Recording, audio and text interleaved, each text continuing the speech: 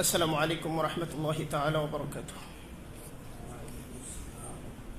نحمده ونصلي على رسوله الكريم. أما بعد، أعوذ بالله من الشيطان الرجيم. بسم الله الرحمن الرحيم. لعمرك إنهم لفي سكراتهم يعمهون. যখনই কোথাও সিরাতে রাসূল নিয়ে বলার জন্য বলা হয়, এমন একটি আলোচনা শুরু করার জন্য বলা হয় যা শেষ হবে না।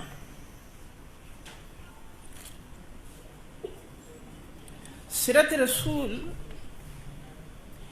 এমন একটি মহাসমুদ্রের নাম, যে মহাসমুদ্রের গভীরতম স্তরের নাম হচ্ছে কালামে ইলাহি। যে আয়াত তিলাওয়াত করেছি, আল্লাহ তাআলা কি বলছেন?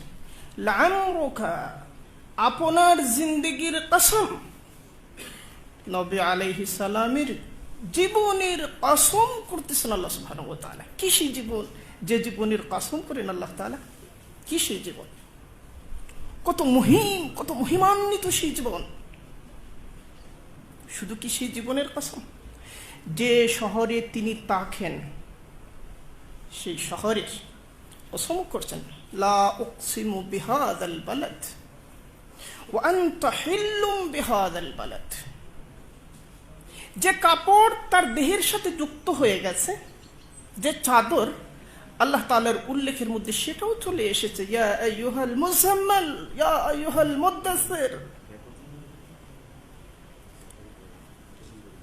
সিরাতে রাসূল একটা মহিমান্বিত, অনিঃশেষ, সমাপ্তিহীন, বিরতিহীন, লয়হীন, ক্ষয়হীন এমন একটি ধারা, যা জগতের সকল সৌন্দর্যকে, সকল বর্ণিলতাকে, সকল ঐশ্বর্যকে আপন পরিসরের মধ্যে, আপন গভীরতার মধ্যে, আপন ব্যক্তির মধ্যে, আপন বিশালতার মধ্যে স্থান দিয়ে যায়।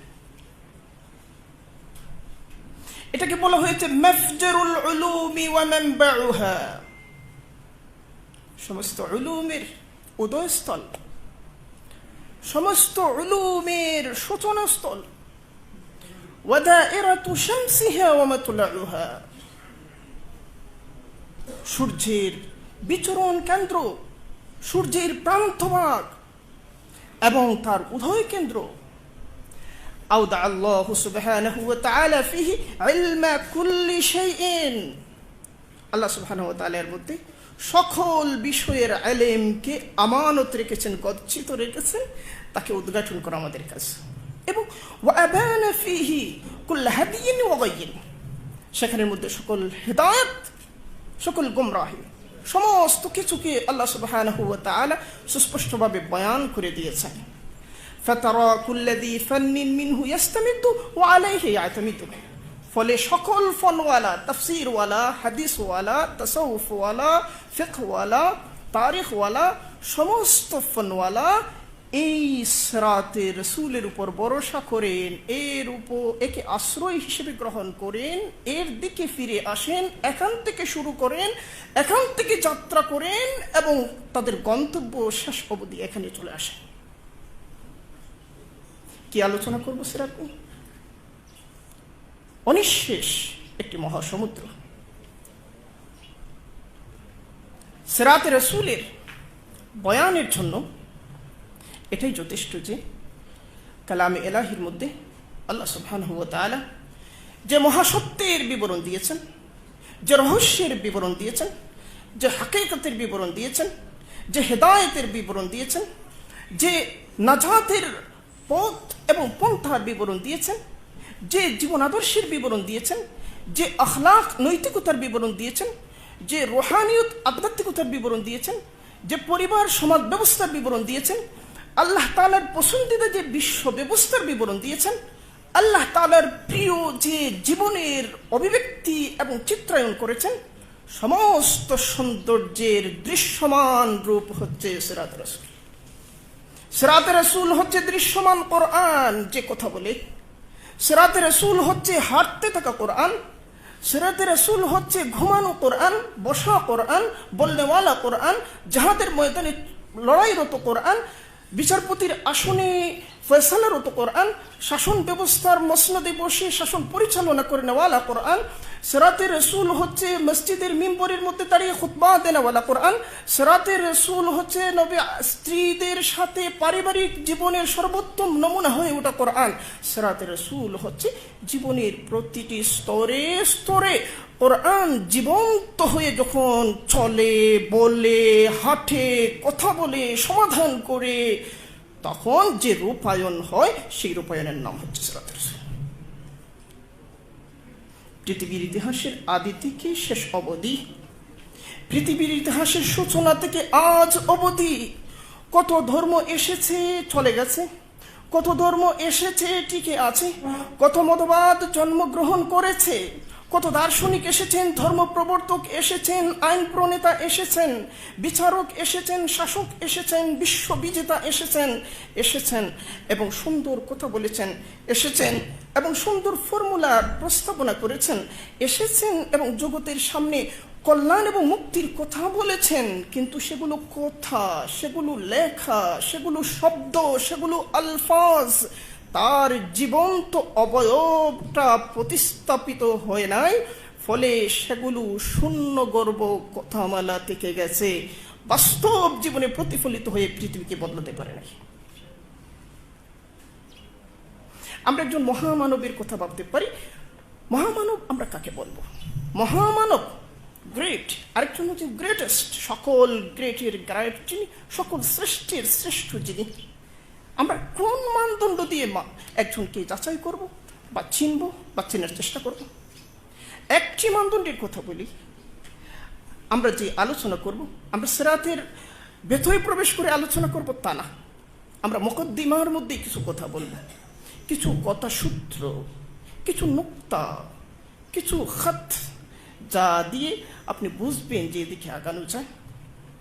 একটি মানদণ্ড বলি, পৃথিবীর ইতিহাসের সকল মানবের জন্য সর্বোত্তম, অনুসরণীয় এবং মুক্তিদাতা এবং কল্যাণের ক্ষেত্রে একক দৃষ্টান্ত হতে হলে তাকে হতে হবে এমন মানুষ যিনি আসার আগে পৃথিবী বিপর্যয়ের মধ্যে ছিল এবং তিনি পৃথিবীতে আসার পরে তার সময়ে বিদ্যমান সকল সংকট, সমস্যা, জটিলতা, দারিদ্র, অভাব, আত্মিক দারিদ্র, মানুষের জীবনের দারিদ্র, সব ধরনের সংকট এবং সমস্যা এমন কল্যাণময় সমাধান উপস্থাপন করেছেন এবং বাস্তবায়ন করেছেন, উপস্থাপন করেছেন এবং বাস্তবায়ন করেছেন, যার ফলে তার জন্মের আগের পৃথিবী তার মৃত্যুর সময় তার সাধনার ফলে সম্পূর্ণ বদলে যাওয়া একটা পৃথিবী হয়ে গেছে।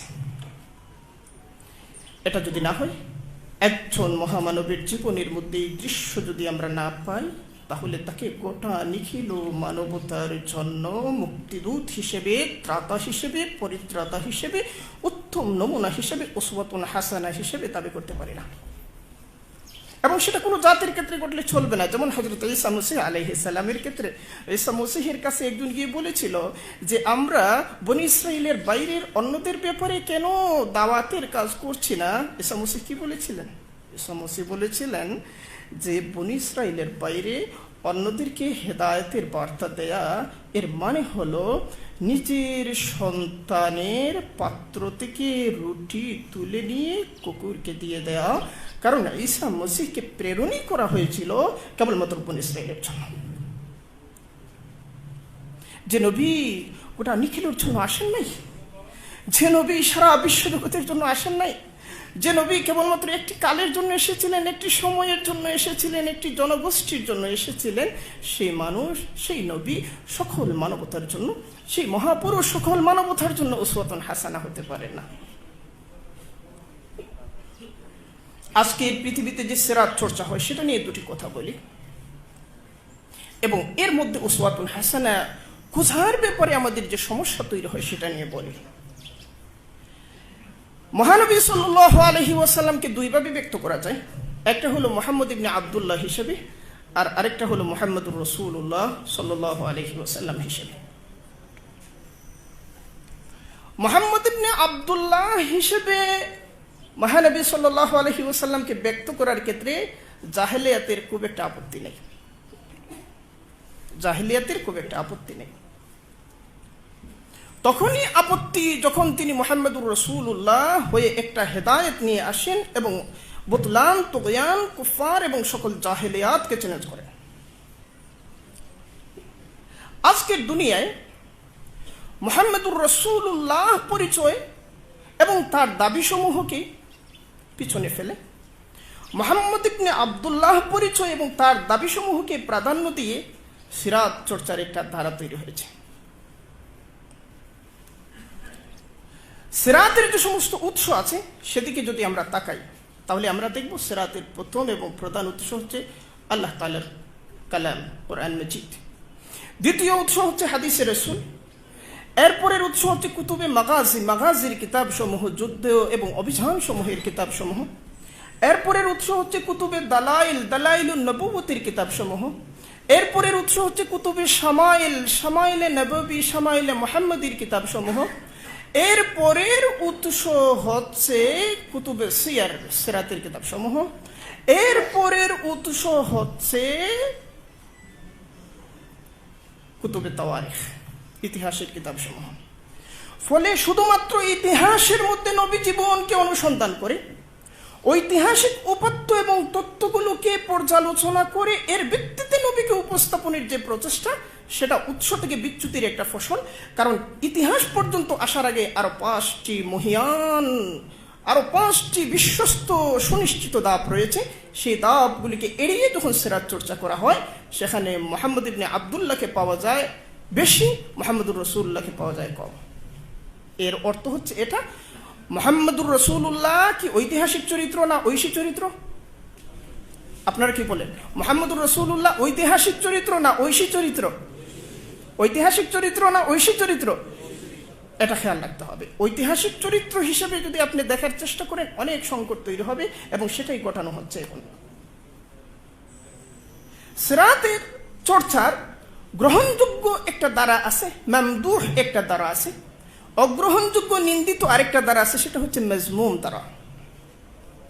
মাজমুম দ্বারার সিরাত চর্চার নেতৃত্ব দিচ্ছে মুস্তাশরিকিন, প্রাচ্যবিদরা নেতৃত্ব দিচ্ছে।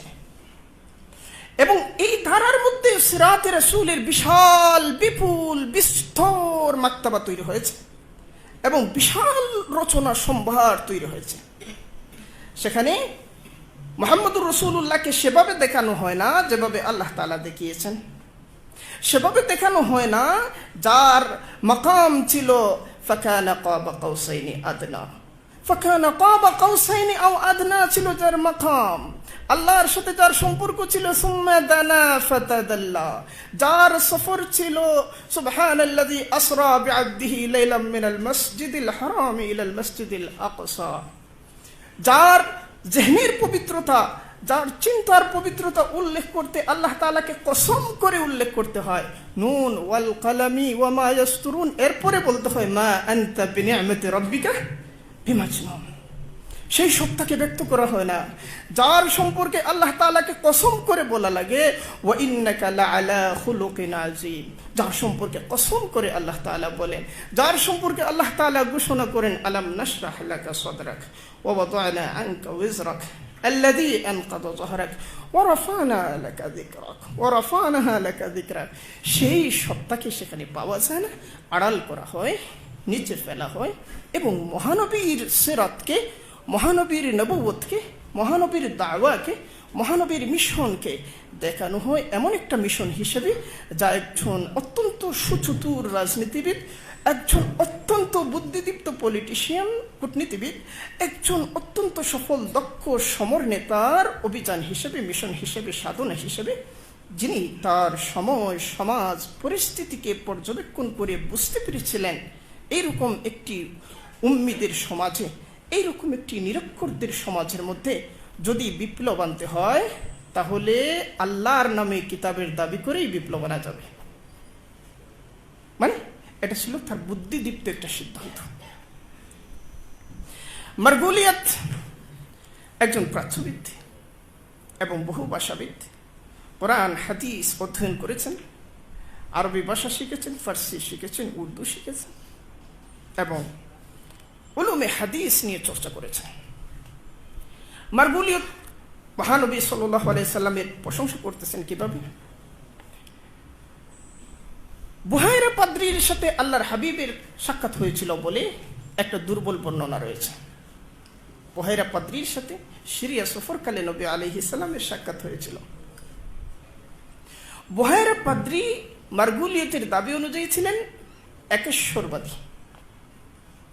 একেশ্বরবাদী ছিলেন, তাওহীদপন্থী ছিলেন।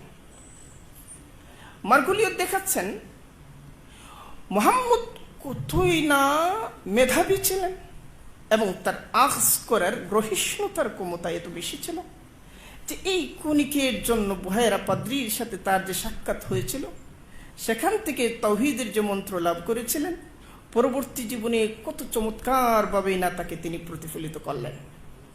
প্রশংসা হয় নাই? হ্যাঁ, প্রশংসা হয়েছে। আপনারা কি মনে করেন প্রশংসা হয়েছে? অনেকে এখনো সিদ্ধান্ত নিতে পারতেছেন না যে আসলে কি হয়েছে। মহানবীর নবুয়তকে অস্বীকার করা হয়েছে। যেমন ভাবে আমরা আমাদের জীবনের বিভিন্ন অভিজ্ঞতার মাধ্যমে সমৃদ্ধ হয়ে উঠি। কৈশোরে কারোর সাথে সাক্ষাৎ হয়েছিল, তারুণ্যে কারোর সাথে সাক্ষাৎ হয়েছিল, কোন একটি এলাকা ভ্রমণ করেছিলাম, সেখান থেকে কিছু অভিজ্ঞতা সঞ্চয় করি এবং নিজেকে সমৃদ্ধ করি। এই সমৃদ্ধির ধারাবাহিকতায় একটা পর্যায়ে আমরা পরিণত হয়ে উঠি। দেখানো হচ্ছে মহানবী সাল্লাল্লাহু আলাইহি ওয়াসাল্লাম তার কৈশোরে, তার তারুণ্যে, তার যৌবনে, জীবনের নানা ধাপে, ব্যবসার অভিজ্ঞতায়, যাযাবরদের সাথে জীবনযাপনের অভিজ্ঞতায়, সংঘবদ্ধ জীবনযাপনের অভিজ্ঞতায়, সামাজিক সংকট নিরসনের অভিজ্ঞতায়, নানা অভিজ্ঞতার মাধ্যমে সমৃদ্ধ হয়ে সেই সমস্ত অভিজ্ঞতাকে বিন্যস্ত করে পরবর্তী জীবনে মহত্তম অবয়বে, সুন্দর অবয়বে, সুশৃঙ্খলভাবে তার প্রতিফলন ঘটিয়েছিলেন। এর মানে হচ্ছে তার প্রতি ওহী নাযিল করা হয় নাই, অভিজ্ঞতার সমাহারকে তিনি ধর্ম আকারে উপস্থাপন করেছেন। তাহলে এটা সেই দাবি যে দাবি আপনারা তসলিমা নাসরিনের কণ্ঠে শুনেছিলেন এবং তসলিমা নাসরিন এটা উচ্চারণ করেছিলেন কোনো ধরনের অলংকার এবং পেট ছাড়া, সরাসরি আপনারা বুঝে ফেলেছিলেন এবং তাকে তার বিরুদ্ধে ভূমিকা নেওয়ার জন্য প্রস্তুত হয়েছিলেন। মারগুলিয়ত ওই কথাটা বলেছেন, পেঁচিয়ে বলেছেন, প্রশংসা আকারে বলেছেন। ফলে এই কথার মধ্যে কি সংকট রয়েছে, কি জটিলতা রয়েছে তার দিকে আমাদের দৃষ্টি যাচ্ছে না। হ্যাঁ, সিরাতে রাসূলের মাজমুম চর্চা যারা করেন তারা এভাবেই করেন। এক সময় তারা নবী আলাইহিস সালামকে সরাসরি গালাগালি করতেন। দ্বাদশ শতাব্দী, ত্রয়োদশ শতাব্দী, চতুর্দশ শতাব্দী, পঞ্চদশ শতাব্দী, ষোড়শ শতাব্দী। কয় শত বছরের কথা বললাম? 600 বছরের কথা বলেছি। অব্যাহতভাবে তারা নবী আলাইহিস সালাম সম্পর্কে বলতে গেলেই অসহিষ্ণু হয়ে উঠতেন, গালাগালি করতেন। বোঝা যেত যে একজন দুশ্মন কথা বলতেছে।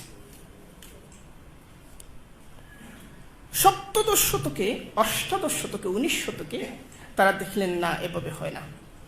শুরুতেই যদি মনে হয় যে একজন দুশ্মন কথা বলতেছে, তাহলে মুহাম্মদ সাল্লাল্লাহু আলাইহি ওয়াসাল্লাম সম্পর্কে আমরা যা বলবো লোকেরা কম গ্রহণ করবে। আমাদের বাক ভঙ্গি পরিবর্তন করতে হবে। আমাদের বাক্যের ধরনটা এমন হবে সামিঈন তথা শ্রোতারা এটা মনে করবে যে দুশ্মন কথা বলতেছেন না, নিরপেক্ষ একজন গবেষক কথা বলতেছেন।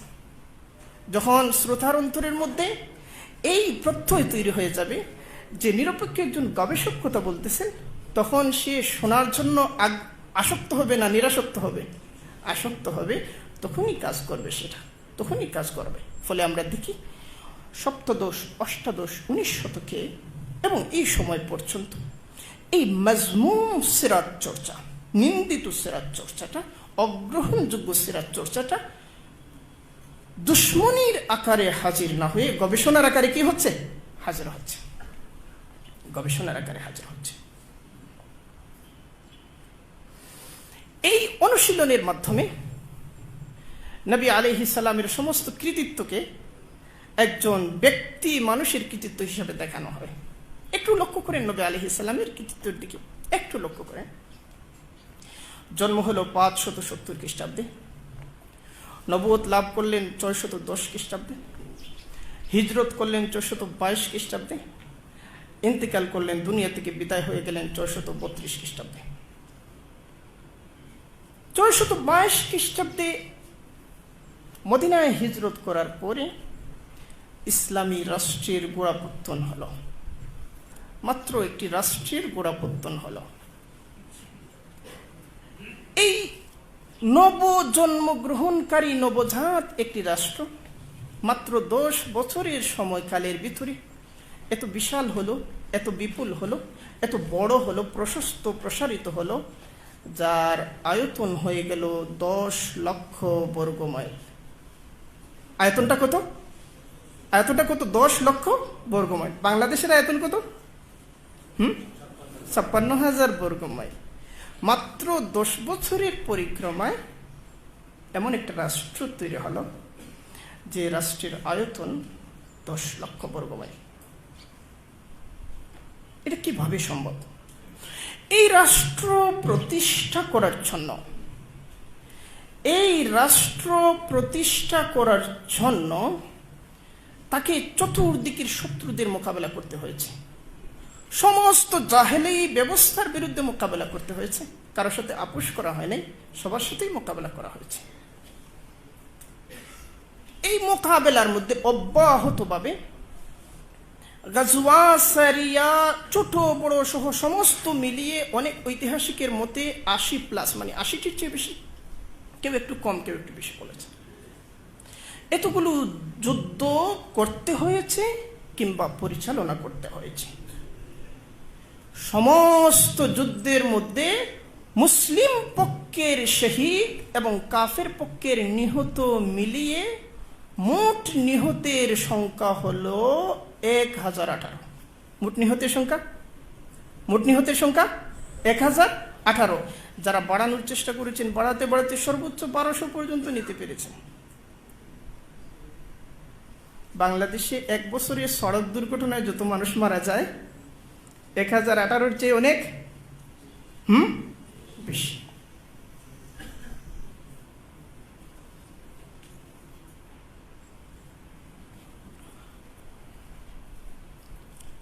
যত বন্দী হয়েছিল কাফেররা, যত কাফের বন্দী হয়েছিল,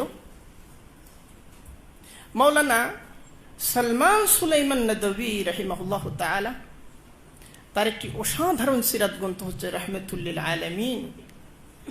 সেই সিরাত গ্রন্থে পর্যালোচনা করে দেখিয়েছেন শত্রুপক্ষের যত মানুষ বন্দী হয়েছিল তাদের মধ্যে হত্যা করা হয়েছে মাত্র 2 জনকে।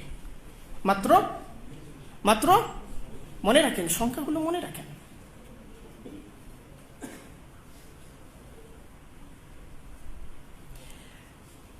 এত বিশাল অর্জন, বিশাল একটা রাষ্ট্র হয়ে গেল, হতাহত এত নিচে, এত যুদ্ধ, হতাহত এত নিচে। আমরা যদি তখনকার পরিবেশের মুসলিমদের বাইরের যুদ্ধগুলোর দিকে তাকাই, বাইজেন্টাইনদের মধ্যে যুদ্ধ হচ্ছিল তখন, বাইজেন্টাইন সাম্রাজ্য, রোমান। তখন পার্সিয়ানদের মধ্যে যুদ্ধ হচ্ছিল, পারসিক সভ্যতা সাম্রাজ্য তখনও বিদ্যমান ছিল। তখন গ্রিকদের সাম্রাজ্য ছিল, তখন ভারতীয় সাম্রাজ্য ছিল, তখন চীনা সাম্রাজ্য ছিল। সকল জায়গায় তখনও মানুষের বসতি ছিল, জীবনযাপন ছিল, যুদ্ধ ছিল, রাষ্ট্র ছিল, সমাজ ছিল, সবকিছু ছিল।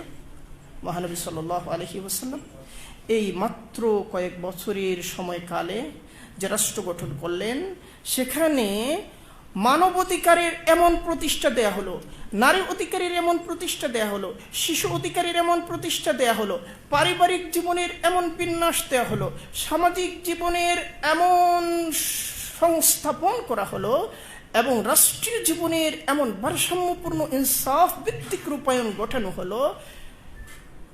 1000 বছরের পরিক্রমায় হাজারো মনীষার চিন্তা, হাজারো সাধকের সাধনা, হাজারো গবেষকের প্রস্তাবনা, হাজারো দার্শনিকের দর্শন, হাজারো কবির কল্পনা, হাজারো চিন্তাবিদের অনুসন্ধান, অনুধ্যান, গবেষক এবং বিজ্ঞানীদের প্রচেষ্টা, সমস্ত কিছু একত্রিত করে অসংখ্য গ্রন্থ প্রণীত হয়েছে।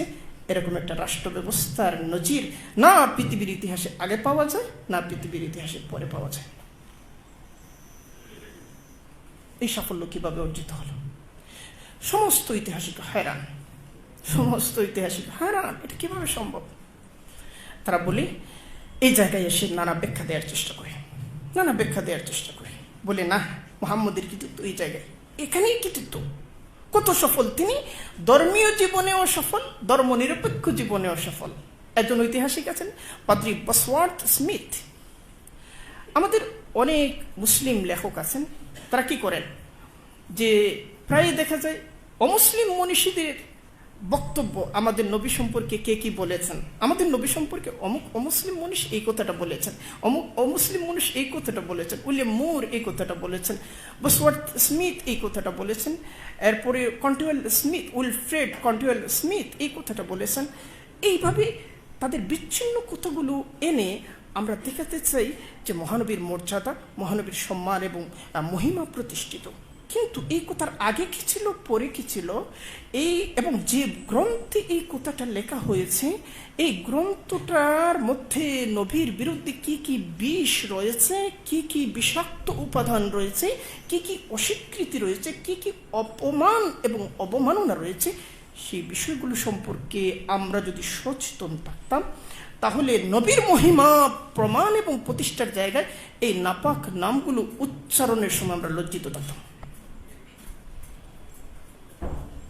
তো বলছিলাম যে বসওয়ার্থ স্মিথ তিনি বলেন যে মুহাম্মদ হচ্ছেন ধর্মীয় এবং ধর্মনিরপেক্ষ উভয় ক্ষেত্রেই অত্যন্ত সফল, এবং তার এই সাফল্য যুগপৎভাবে একজন দার্শনিকের এবং একজন রাজনীতিবিদের। কিন্তু আসলে নবীজির সাফল্য দার্শনিকের, রাজনীতিবিদের না রাসূলের? হ্যাঁ, এটা তো অবশ্যই ঠিক যে একজন খ্রিস্টান যদি নবীকে রাসূল মেনে নেন তাহলে তো তিনি মুসলমান হয়ে যাবেন। তিনি খ্রিস্টান হিসেবে নবীকে রাসূল মানতেছেন না, এটা বাস্তবতা। কিন্তু ঘটনা হলো, সংকটটা যে জায়গায় সেটা হলো এই বসওয়ার্থ স্মিথ, এই উইলফ্রেড কন্টিওয়েল স্মিথ, এই উইলিয়াম মুর, এই জর্জ বার্নার্ড শো, এই সমস্ত প্রাচ্যবিদ এবং সিরাত চর্চাকারী, মজমুম সিরাত চর্চাকারীরা নবী সম্পর্কে কি বলেছে, কোথায় কি বলেছে, সেগুলো আমাদের উদ্ধৃতির জিনিস হয়ে উঠেছে কোথায় জানেন? আমাদের পাঠ্যপুস্তকের মধ্যে। মুসলিম দুনিয়ার সবগুলো বিশ্ববিদ্যালয়, এই চিটাগাংয়ে যে বিশ্ববিদ্যালয় আছে, ঢাকায় যে বিশ্ববিদ্যালয় আছে, কুষ্টিয়ায় যে বিশ্ববিদ্যালয় আছে, পাকিস্তানে লাহোরে যে বিশ্ববিদ্যালয়টি আছে, পাঞ্জাবে যে বিশ্ববিদ্যালয়টি আছে, সেখানে মুসলিম সন্তান অত্যন্ত মনোযোগ, ঐকান্তিক আগ্রহ, নিষ্ঠার সাথে যে পাঠ্যপুস্তকটা পড়তেছে, সেখানে নবী সম্পর্কে উপসংহার টানা হয়েছে কোনো না কোনো প্রাচ্যবিদের বয়ান দ্বারা। আপনারা খুঁজে দেখতে পারেন। এই মজমুম সিরাত চর্চার ফলে মহানবীর প্রতি শ্রদ্ধা তৈরি হচ্ছে, কিন্তু ঈমান তৈরি হচ্ছে না। ভালো ফলাফল হচ্ছে শ্রদ্ধা, খারাপ ফলাফল হচ্ছে ঘৃণাও তৈরি হতে পারে। কারণ এমন উপাদানও আছে, বুঝতে পেরেছেন, এমন উপাদানও আছে যে ঘৃণাও তৈরি হতে পারে। সবচেয়ে সম্ভাব্য ভালো ফলাফলটা যদি ধরে নেই শ্রদ্ধা, তা যদি তৈরিও হয়, কিন্তু ঈমান তৈরি হচ্ছে না। ফলে সিরাতের গ্রন্থ পাঠ করা হচ্ছে, লোকেরা পড়তেছে, এটা শুনলেই আমাদের খুশি হয়ে যাওয়া এবং উৎফুল্ল হয়ে যাওয়ার কথা না। আমাদেরকে অনুসন্ধান করে দেখতে হবে কি খাওয়া হচ্ছে, কি খাওয়া হচ্ছে, কি খাওয়ানো হচ্ছে। সিরাতকে তার মূলের দিকে নিয়ে যেতে হবে। কিন্তু দুর্ভাগ্যজনক বিষয় হচ্ছে, আমরা যারা আহলে ইলম, আমরা যারা উলামা, আমাদের পরিসরে না, আমাদের দার্সে না, আমাদের বাইরের পাঠের মধ্যে সিরাত পর্যাপ্তভাবে উপস্থিত। আমার পর্যবেক্ষণ থেকে তা মনে হয়েছে। আমাদের দার্সে সিরাত পর্যাপ্তভাবে উপস্থিত নেই, সেটা তো প্রত্যক্ষ। কিন্তু আমাদের পাঠে সিরাত আসলে কতটা উপস্থিত আছে সেটা এখন জিজ্ঞাস্য, এবং নিজেদেরকে সওয়াল করার সময়, নিজেদেরকে সওয়াল করার সময়। কেন? কারণ কি? কারণ হচ্ছে ইসলাম এর দায়রার মধ্যে আপনি তত ব্যাপকভাবে প্রবেশ করতে পারবেন, যত ব্যাপকভাবে সিরাতকে ধারণ করতে পারবেন। আমরা আমাদের আচরণ দিয়ে ইসলামকে যদি বুঝতে চাই, মুসলিম দুনিয়ায় অনেক অনেক ফিরকা আছে, অনেক ফিরকা। প্রত্যেক ফিরকা নিজেদের অনুশীলন এবং নিজেদের আচরণ দিয়ে ইসলামকে বোঝার চেষ্টা করে এবং নিজেদের আচরণটাকে ইসলামের সবচেয়ে বিশুদ্ধ রূপ হিসেবে প্রমাণ করার জন্য, প্রচার করার জন্য অন্যের সাথে লড়াইও করে। এগুলো হচ্ছে, কিন্তু এটা একটা মৌলিক একটা সংকট। ইসলামকে বোঝার জন্য সবচেয়ে শ্রেষ্ঠতম মানদণ্ড হচ্ছে সিরাতে রাসূল। তাসাউফকে বোঝার জন্য সবচেয়ে শ্রেষ্ঠতম মানদণ্ড সিরাতে রাসূল। জিহাদ ফি সাবিলিল্লাহকে বোঝার জন্য সবচেয়ে শ্রেষ্ঠতম মানদণ্ড সিরাতে রাসূলের নমুনা। অনুরূপভাবে তালিম দ্বীনকে বোঝার জন্য সবচেয়ে শ্রেষ্ঠতম মানদণ্ড সিরাতে রাসূলের নমুনা। ইসলামী আখলাককে বোঝার জন্য সবচেয়ে শ্রেষ্ঠতম মানদণ্ড সিরাতে রাসূলের নমুনা। দাওয়াত ফি সাবিলিল্লাহকে বোঝার জন্য সবচেয়ে শ্রেষ্ঠতম মানদণ্ড সিরাতে রাসূলের নমুনা। ফলে আমি দ্বীনি খেদমতের যে পরিসরেই থাকি, কারো হাতে হয়তো দাওয়াতের ফর্মুলা, কারো হাতে হয়তো তালিমের ফর্মুলা, কারো হাতে হয়তো তাসাউফের ফর্মুলা, কারো হাতে হয়তো সিয়াসতের ফর্মুলা, কিন্তু সবার হাতে সিরাতের ফর্মুলা থাকতে হবে। উপায় নাই, বিকল্প নাই। সিরাতে রাসূলের এই কেন্দ্রীয় জায়গা থেকে জ্ঞানে, ধ্যানে, আচরণে, চিন্তায় আমরা যতটা সরব, নিজেদের সৌভাগ্য থেকে ততটা সরব, নিজেদের সমৃদ্ধি থেকে ততটা সরব, নিজেদের ফালাহ এবং সালাহ থেকে ততটা সরব। আমরা যে অধঃপতিত, আমরা যে মার খাচ্ছি, আমরা যে সততা বিচ্ছিন্ন, আমরা যে দিন দিন ছোট হতে হতে আর ছোট হওয়ার মতো জায়গায় নেই। কেন? কারণ আমরা বড় হওয়ার উপাদানগুলো, সমৃদ্ধ হওয়ার উপাদানগুলো যা আল্লাহ রসুলের জীবনের মধ্যে প্রতিফলিত হয়েছিল, তাকে ধারণ করার ক্ষেত্রে জায়গা থেকে, যোগ্যতা থেকে আমরা দূরে সরে যাচ্ছি। আর এই জায়গা থেকে যখন যে যত দূরে সরবে, তখন সে পরাজয়ের তত নিকটবর্তী হওয়ার জন্য সরবে।